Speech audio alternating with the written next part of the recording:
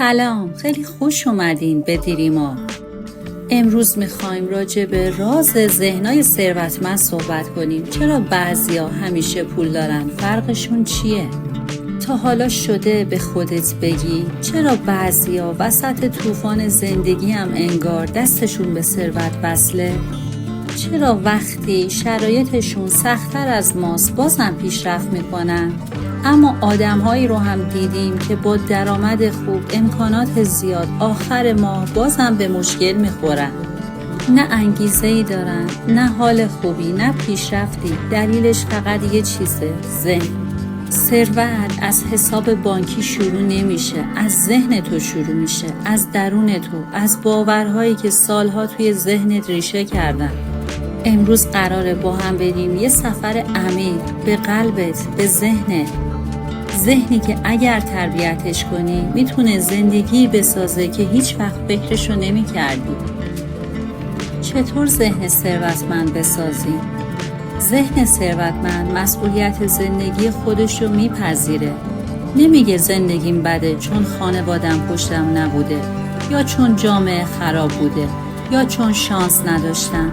میگه همه چیز دست خودمه. خودم تغییر رو شروع میکنم. تغییر از خودم شروع میشه. صبحها نه با خستگی بلکه با امید بیدار میشه. نه فقط برای گذروندن یه روز دیگه، برای ساختن آینده‌ای که دوستش داره، برای ساختن خودش، برای ساختن دنیای خودش تلاش میکنه. هر تصمیم کوچیکی که میگیره از دل تصویر بزرگیه که از موفقیت توی ذهنشه. یادت میاد توی ویدیو چطور تغییر کنی چی گفتی؟ تغییر واقعی یعنی از درون متعهد بشی به خودت، به هدفت، به رویاهات. ذهن فقیر همیشه دنبال مقصره. میگه پول چرک کف دسته، یا پولدارا همه بیرحمن.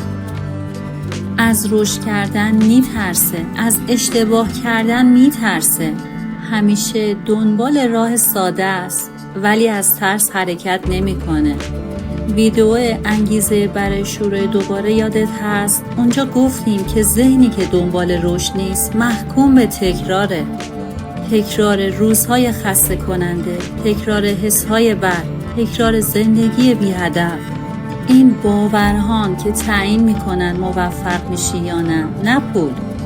اونی که میگه پول زیاده، من لیاقت ثروت رو دارم، پول وسیله است نه هدف، فرق داره با اونی که میگه سعی میکنم پول دارشم ولی نمیتونم، شاید من لیاقتش رو ندارم، زندگی خوب واسه خوششانس هاست. دو نفر با شرایط یکسان، یکی ثروتمند میشه، یکی همیشه نالانه. فرقشون چیه؟ باورها، فقط باورها. حالا بریم سراغ تمرینای ساده برای شروع تغییر واقعی. هر روز 3 باور پولساز بنویس.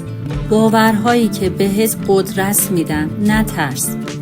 از جملات تأکیدی استفاده کن حتی وقتی باورت نمیشه، مثل من مغناطیس ثروتم، پول با عشق به سمت من میاد، من لیاقت بهترین ها رو دارم. و تجسم کن، چشماتو ببند، خودتو ببین وسط اون چیزی که آرزوشو داری. توی خونه رویایی، توی ماشین مورد علاقت، توی شغلی که دوستش داری. برای یاد گرفتن تمرینات بیشتر حتما پلیلیست قانون جذب رو ببین. تمرینایی که توش هست معجزه است اگر واقعا انجامشون بدی. اما فقط تصویرسازی کافی نیست.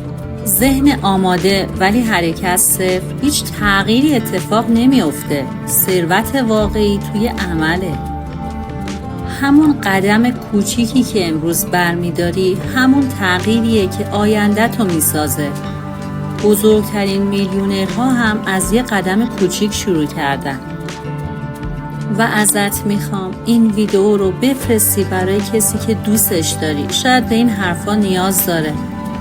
شاید همین یه ویدیو یه جرقه باشه برای تغییر بزرگش.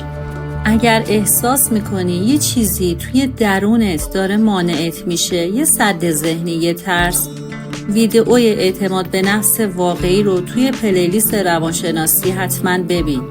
اون خیلی کمکت میکنه. اگر تا اینجای ویدیو با من بودی، یعنی تو فرق داری. تو آدمی نیستی که فقط بشنوه و رد شه. تو دنبال تغییر واقعی. تو آماده‌ای برای ذهنی قوی، دلی آروم، جیبی پر از پول و برکت. تو کامنت ها برام بنویس من ذهن ثروتمند دارم تا با هم یه ارتعاش قوی بسازیم.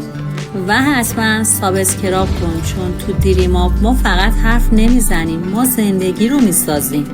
روزهای زوج منتظر ویدئوی جدید باش. همراه من بمون. مسیر تازه رو از همینجا شروع کن. لحظه هاتون پر از نور و عشق.